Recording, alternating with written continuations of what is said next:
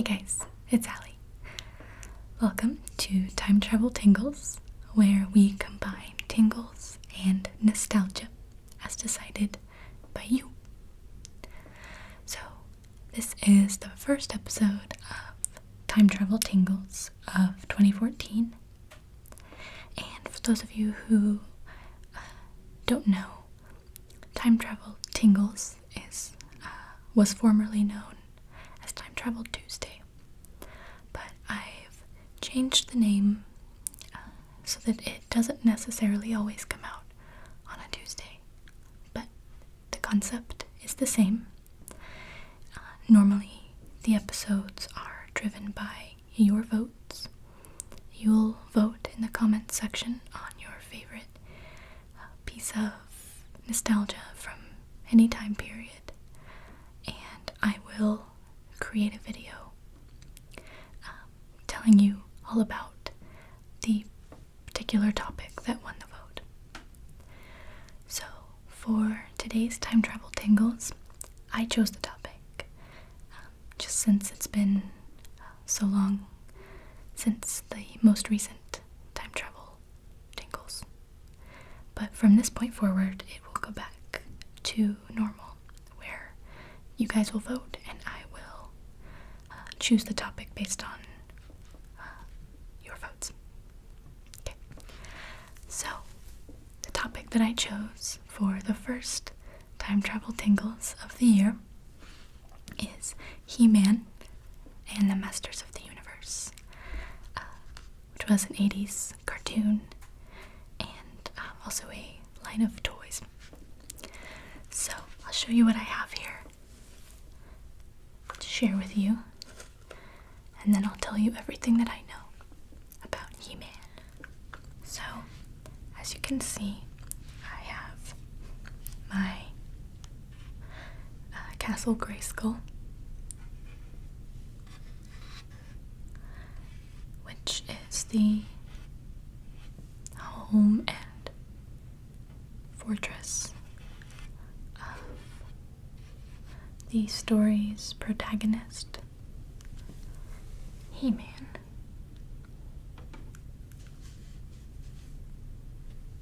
And I've got my little He-Man action figure as well, with his furry bikini. And down here,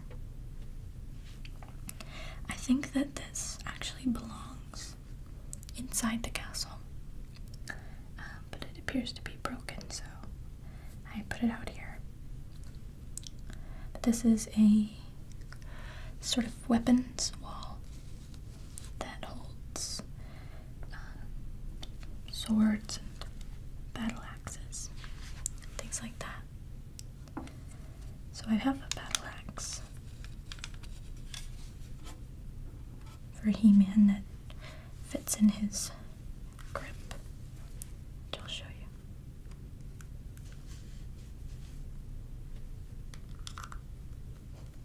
That's how that works.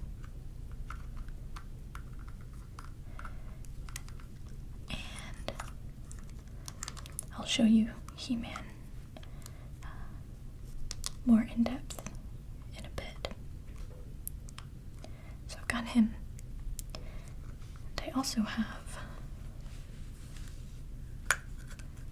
the story's antagonist, Skeletor.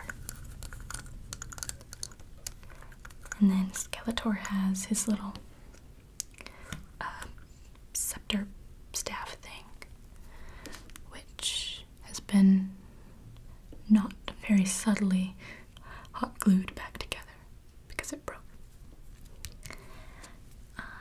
We also have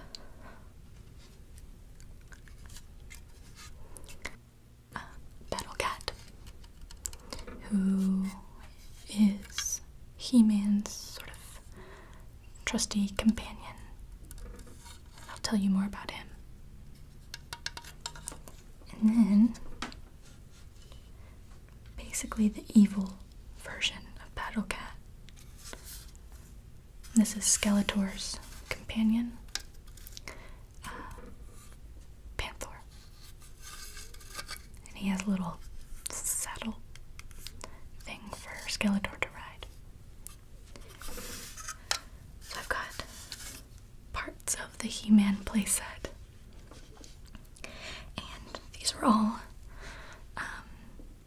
none of these are like collector's versions. These are all just straight out of some kid's bedroom in the 80s. All of these are pretty careworn. So, yeah, you can just sort of see how much they've been played with. They're not in very good condition at all. But I think that makes it cooler. A little more authentic. So that's what I have to show you, and as I show you all these items, I'm going to tell you everything that I know about He-Man. So let's begin. Okay. So, yeah, this is Castle Greyskull. And I think it's really cool. So, He-Man is an American animated television series, cartoon, that is produced by Filmation, and it is based on Mattel's, the toy company Mattel, their toy line, Masters of the Universe. So the toys actually came before the TV show. The show is based on the toys, which I'll tell you more about in a minute. It debuted in 1983 and ran all the way until 1985.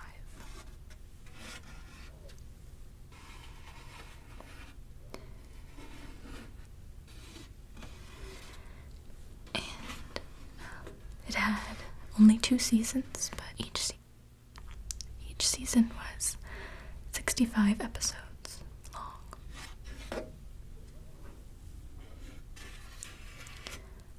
So that's a lot of episodes. And it had the show had some revamps later on that didn't do very well. But the original series was from 1983 to 1985. And it takes place on the planet of Eternia. And the show is based around Prince Adam, who is the son of the king and queen of Eternia. And Prince Adam discovers fabulous secret powers when he acquires the Sword of Power, is what it's called. He learns that when he holds it up and says, by the power of Greyskull, that he is transformed into He-Man, the most powerful man in the universe. And then once he's transformed, he says, I have the power. And it's really intense and epic and goofy in my opinion, but it's cool. And once he is transformed into He-Man, that's when he transforms his pet tiger named Cringer into Battle Cat. And Cringer is a green tiger who's really cowardly and scared. But he becomes basically just the cat version of He-Man when he's transformed. He's really fierce and brave. So, generally what's going on is, the idea is that He-Man defends Eternia from the evil Skeletor, who is trying pretty much always to conquer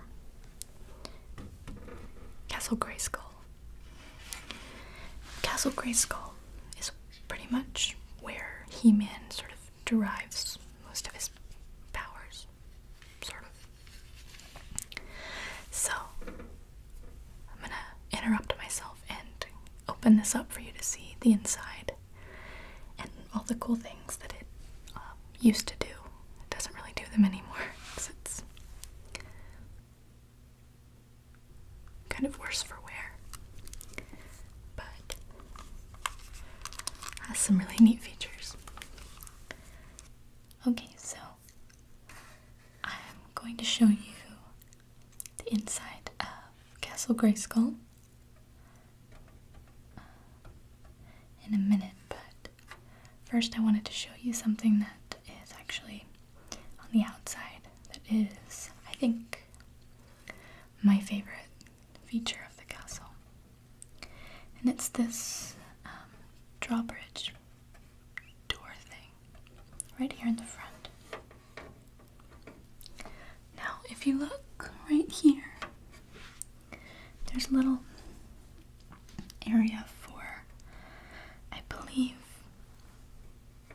for He-Man's sword. And that's like the secret key to unlocking the drawbridge, but we don't have one of those. And this actually isn't even on its little hinges quite properly anyway. So I'll just show you manually how it comes down. But I think this is my favorite. Let me show you.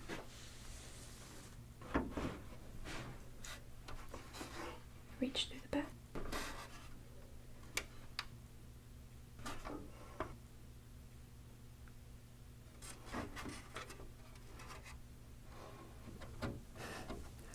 Then it just comes down like that. And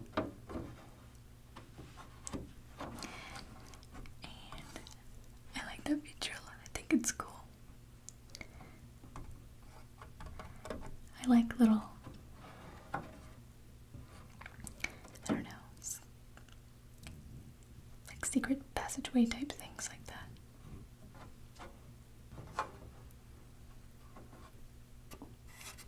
Okay, so I just wanted to show you that real quick.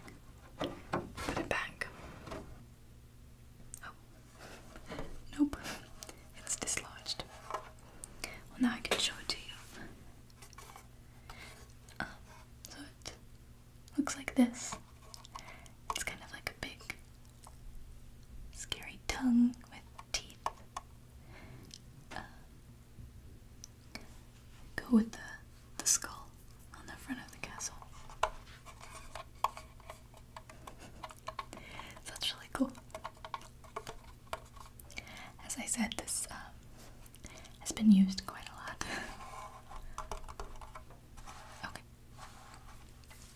Now I'm going to turn this around and show you what all is going on the inside of the castle. Okay. Okay. Now here is what Castle Greyskull looks like on the inside. Well, it's what it looks like now.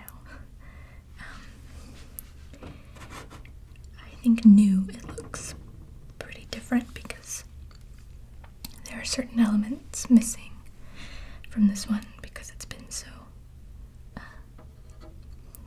heavily played with. So some of the features that I understood this toy to have are pretty cool. So this right here is, or was, I believe, a kind of elevator that could go up through this section, up and down through this opening. by some sort of pulley system, I think.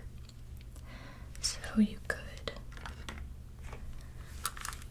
set one of your action figures on the platform and then raise him up to the other level of the castle. So that's cool. And then right here, this opening here, I believe that's where this used to go. This was a little trapdoor that belongs here. So someone could have their action figure standing right here, and then by moving this sort of throne chair thing, it activated something, I believe, that would release the trapdoor, drop it. So move the chair, and then whoever was standing here would drop to the dungeon below. And I'm pretty sure it's a dungeon because there's a really scratched up, difficult to identify sticker here on this bottom level. That looks like a big dungeon gate full of scary, evil creatures that are trying to get out. So yeah, I think when you fall from the trapdoor, you get, I don't know, probably you're supposed to fall into the dungeon. So that's clever. The other cool thing I'll show you is this little lookout platform where you can look out over Eternia. And I believe there also is meant to be a second one right here. A little bit smaller, but it has a gunner thing. A little gun that you can use to defend Castle Greyskull. This was a really highly sought after toy in the 80s for He-Man fans. And I think it was a really, really popular Christmas gift one year. I can't remember which year, but this playset in particular was a really big deal. Okay, so these are all the insides of Castle Greyskull. So now I will show you all the rest of my action figures and accessories and get back to telling you about He-Man and the Masters of the Universe.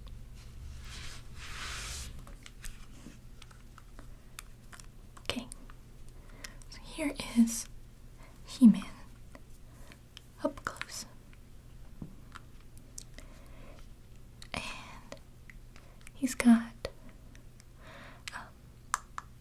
this chest armor that actually rotates. And I think the idea is that, it might be hard to see, the idea is that when he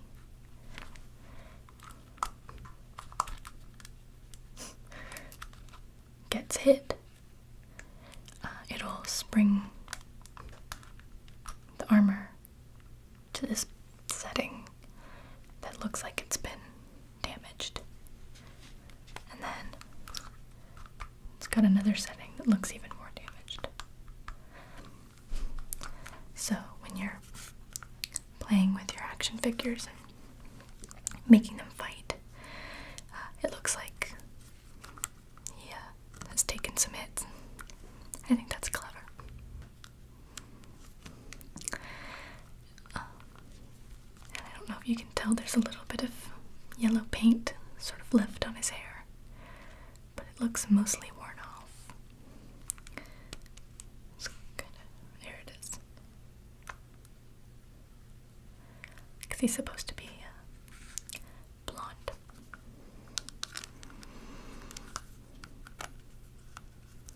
So, Mattel, the toy company, developed the original He-Man action figure in 1981, and then a bit later, the storyline of He-Man was conceived by Filmation, which is an animation studio. And both Filmation and Mattel pitched the idea for a cartoon television show to the ABC network, who turned them down. They weren't interested. So the only way that they could get the He-Man cartoon on the air was through something called barter syndication, I believe is what it's called. And that's where a production company will give a television studio, or television station, a series of theirs for free, and not collect any money for it, and in return they get advertising.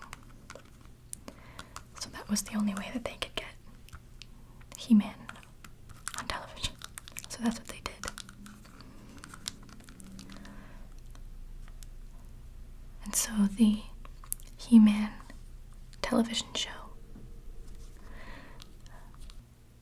became the first ever syndicated show to be based on a toy line. So the cartoon was really just a vehicle for the Masters of the Universe toy line, rather than the other way around.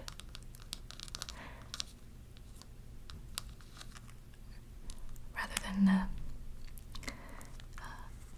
line of toys coming out to accompany a popular TV show, they actually created the cartoon pretty much to sell toys, which I think is funny. So,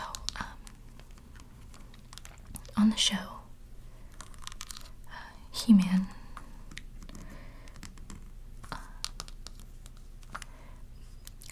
the show was able to do something kind of different for the time, which was feature a superhero that could actually hit his opponents, which He-Man actually didn't do very much, but that was apparently pretty unheard of in kids' cartoons with action heroes. But yeah, he didn't do a lot of hitting. He mostly would throw his opponents when he was battling them. Or wrestling. He was wrestling them too. But I think he would sometimes actually hit, which generally didn't happen at the time.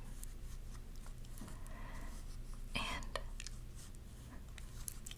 there was quite a bit of controversy for a while surrounding the He-Man cartoon, from parents who, I guess, realized that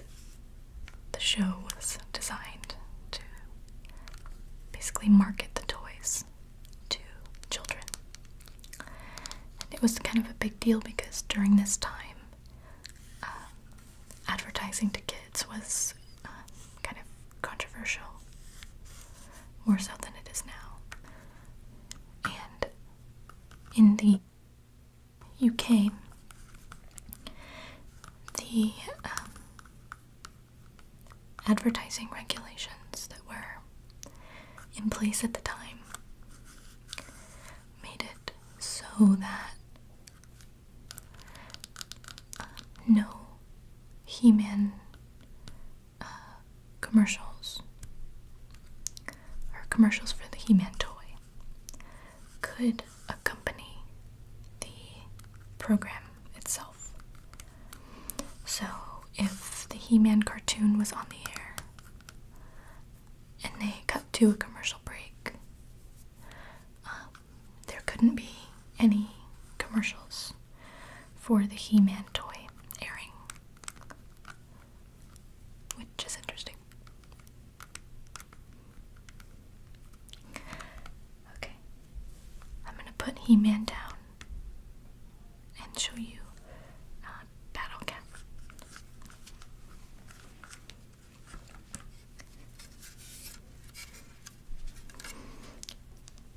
I really like Battle Cat a lot. Or Cringer. Now this is technically a Battle Cat toy and not a Cringer toy. However, the armor that is supposed to go over his head and back is not here. I'm not sure where it is, but I don't have it. Here he is up close.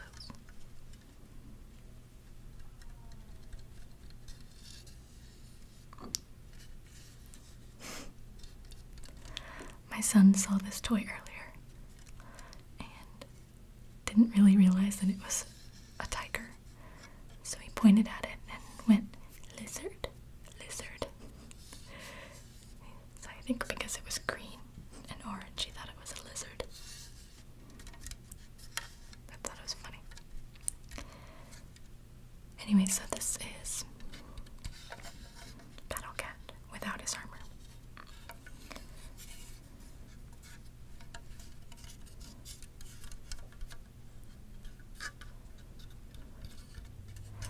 So, because the makers of the He-Man cartoon were getting so much negative publicity from parents, or about parents not approving of the show,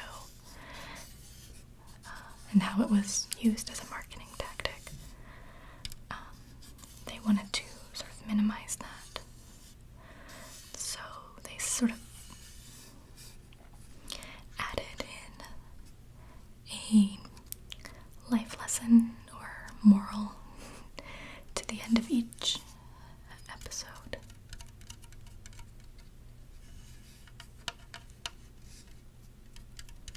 To kind of, I don't know, make it a little bit more, seem a little bit more legit. So that was included in the show.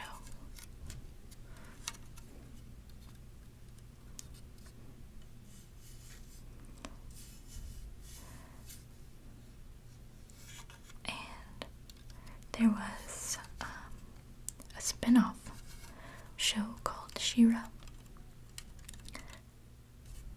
Because He-Man was so successful, they made a spin-off show that also did pretty well.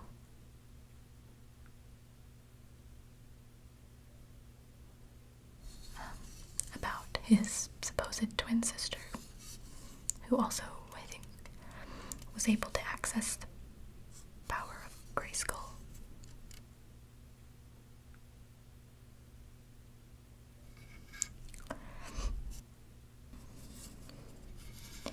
But He-Man had some kind of big names on the writing side of things in the early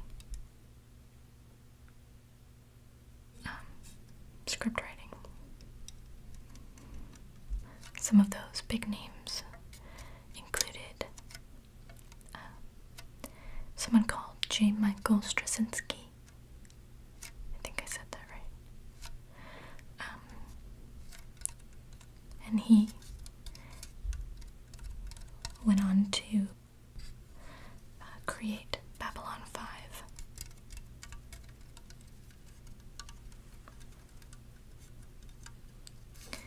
And then there was also some writing done by Paul Dini and Bryn Stevens,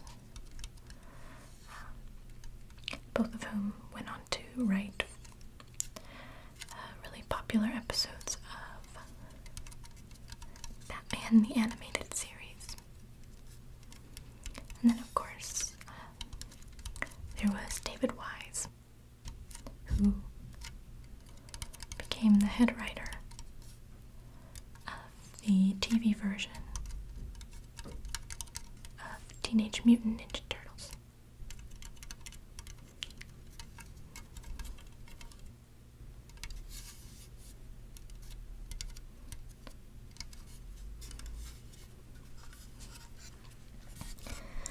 So, I think one of the most interesting things I learned about kind of the origin of He-Man is that before He-Man came to be, in 1996, Mattel, the toy company, had a request come in to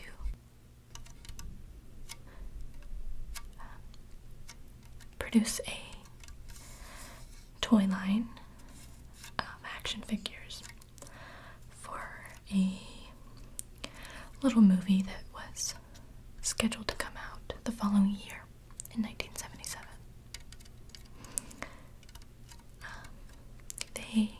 The CEO of Mattel turned down the offer. They declined. And the film was called Star Wars.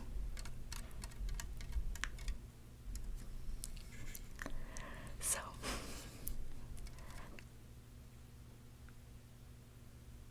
that was a pretty huge blunder on their part.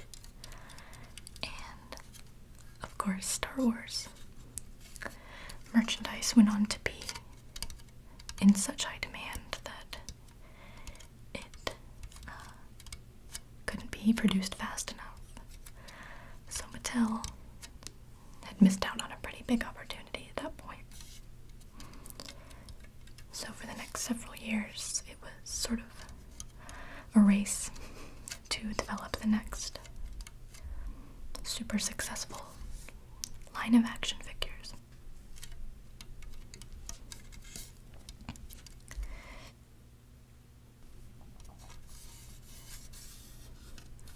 And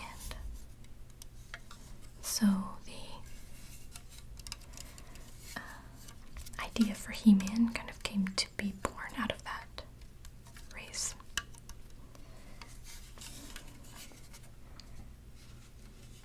I'm going to show you the other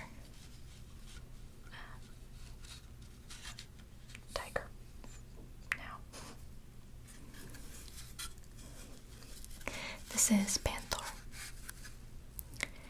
And he's just the evil counterpart to Battle Cat. He's the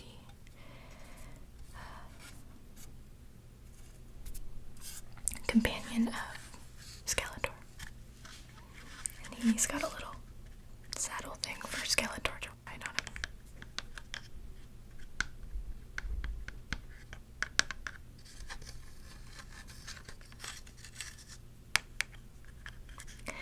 And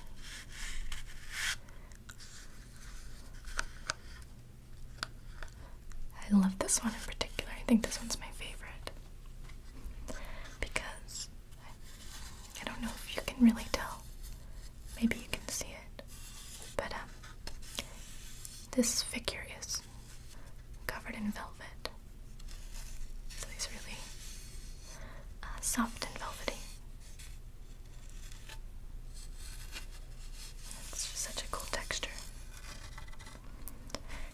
much identical to Battle Cat, the one I just showed you, except that he's bright purple and velvety, and of course very evil.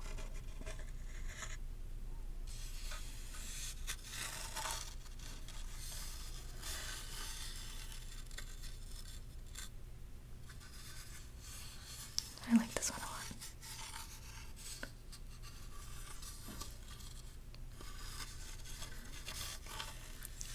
So,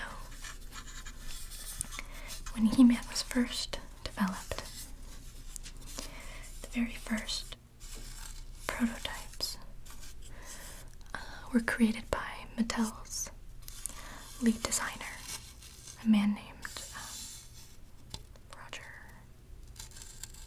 Roger Sweet. And the way he created them, in order to pitch the idea, was to take another action figure that was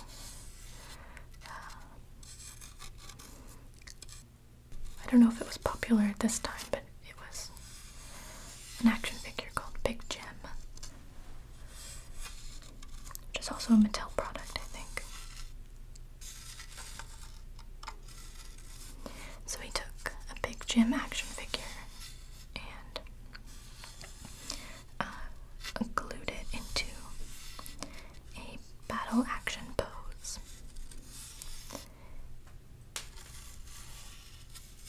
And then covered it in a bunch of clay, added a bunch of clay to its body to make it look bigger and more muscular and more broad. And then he made plaster casts of 3 of those.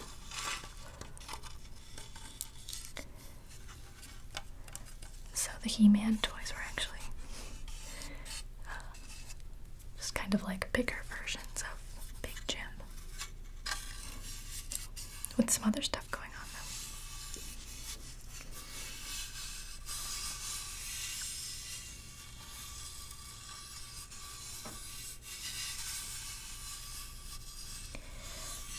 And He-Man was given that name, He-Man, to be so that he could be really generic. He was actually given as generic a name as they could think of on purpose, so that he could be sort of dropped into any context or storyline. And that would make him very easily marketable, which was the goal.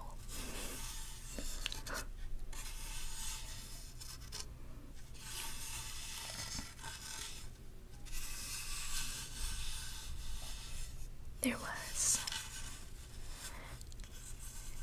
a lawsuit that went on between the Mattel Corporation and Conan Properties International, which is the company that owns all of the intellectual property surrounding Conan the Barbarian. What happened was that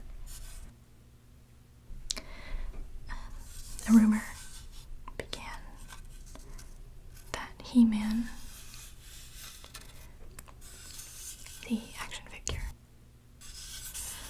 was based upon the Conan the Barbarian character as portrayed by Arnold Schwarzenegger in the film in the 80s.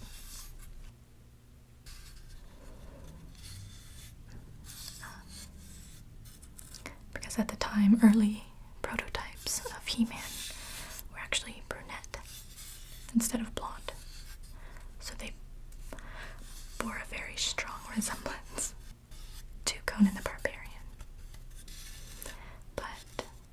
they denied that that was the case. They said that the idea for He-Man had started being developed before the film even happened. But that brown-haired prototype version of He-Man that I told you about was being released through a promotion with Wonder Bread. There was a mail-in offer. Sort of deal that they had come to with Wonder Bread. And those brown-haired action figures were being given away as a promo.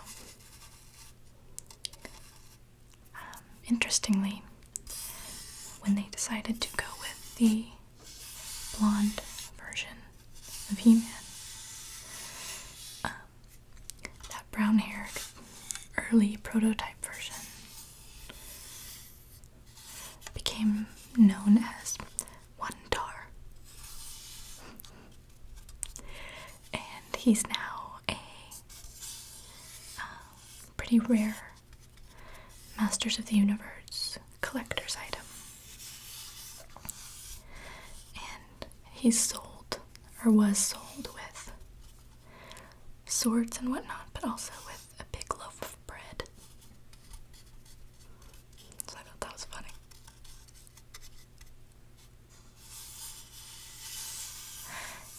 Anyway, Mattel won the lawsuit with Conan Properties International, and were able to retain the rights to He-Man. Because that's what Conan International was after. They were trying to say that because there was no licensing agreement to have Mattel make action figures for Conan, but that they bore such a strong resemblance to Conan the Barbarian that they should have the rights to He-Man.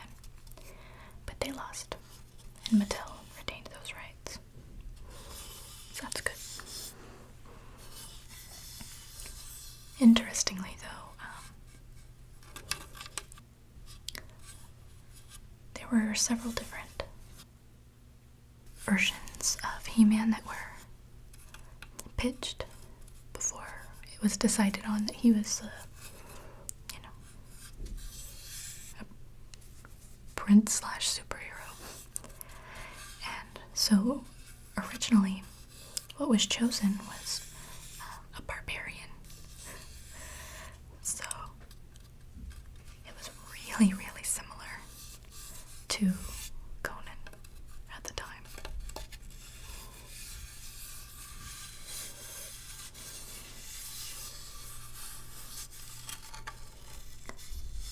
Now I'm going to show you Skeletor up close. I'll put him on his saddle thing first.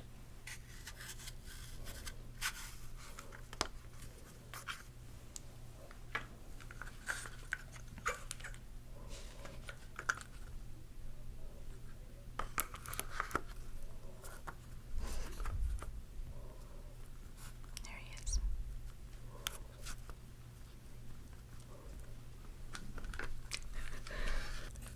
They also wanted to make a sequel to the first live-action film, but it didn't end up happening. And I think what happened was that the production company who did the first one didn't want to pay Mattel the cost of using Masters of the Universe again.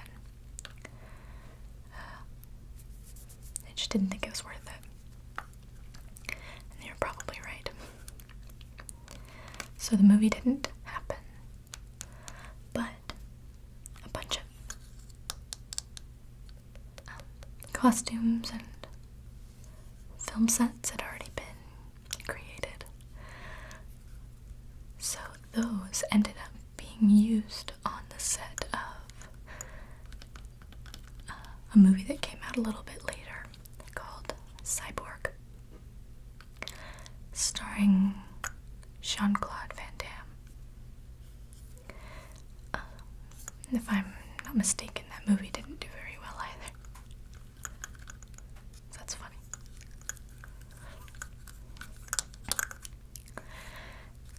Skeletor is the sort of namesake for a building that is in a city in Poland. And the building's name, or nickname, I don't know if I'm going to say this right, but I think it's pronounced like Skeletor, maybe. It's spelled Skielettor.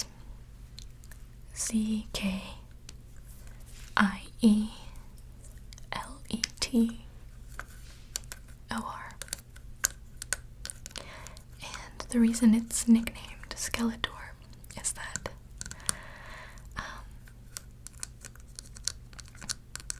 in the early 80s or maybe late 70s, it was started. They started building it. And then, due to a lot of different factors, economic issues, political unrest, and also the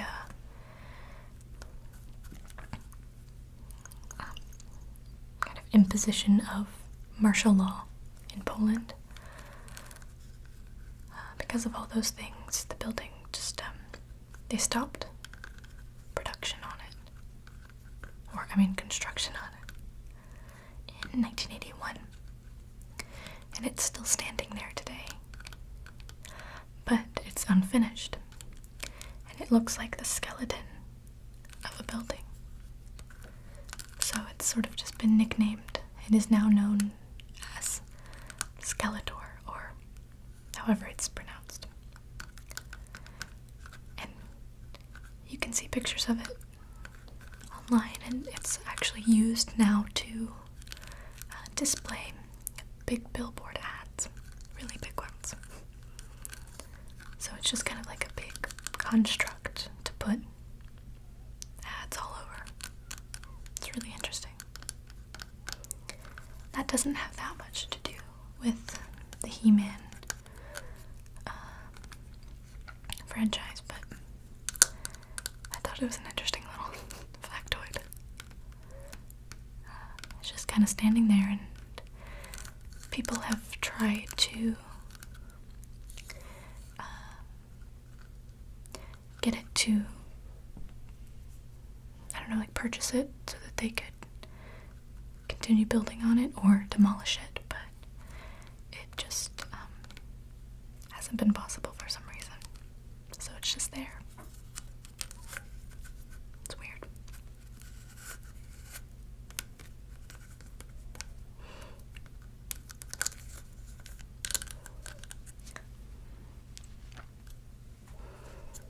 Here's his staff thing. Scepter. It's got a ram skull on the top of it, I think.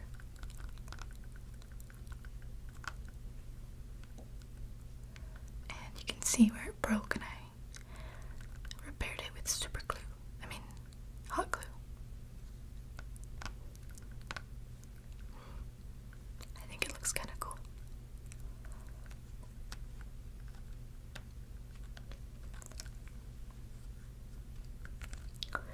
There's an episode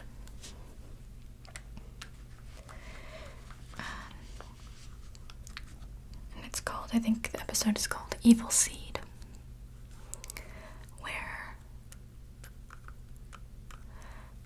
He-Man and Skeletor, even though they're arch rivals, had to kind of team up and work together to defeat a sort of common enemy known as Evil Seed, who was like this evil plant man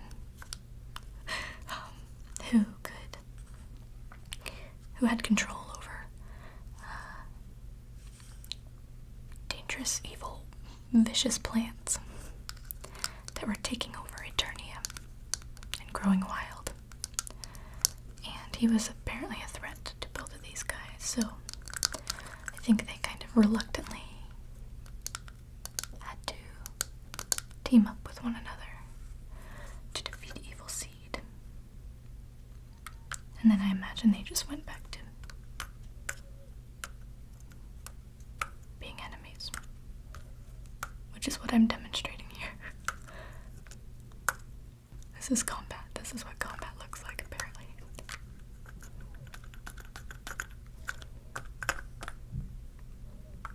Okay.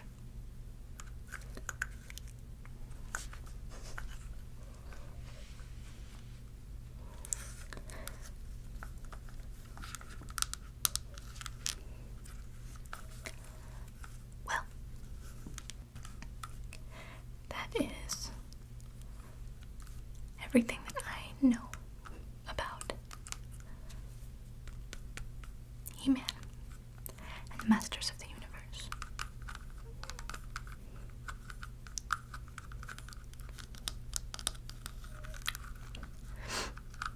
So,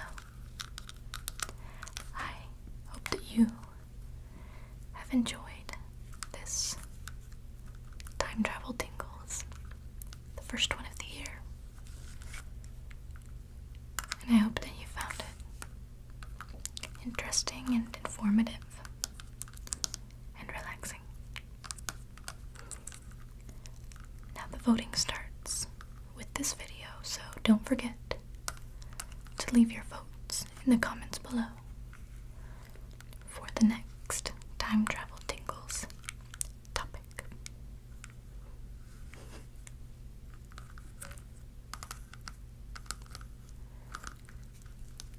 So I hope you sleep well and have pleasant dreams. And I'll be seeing you again very soon. But until then,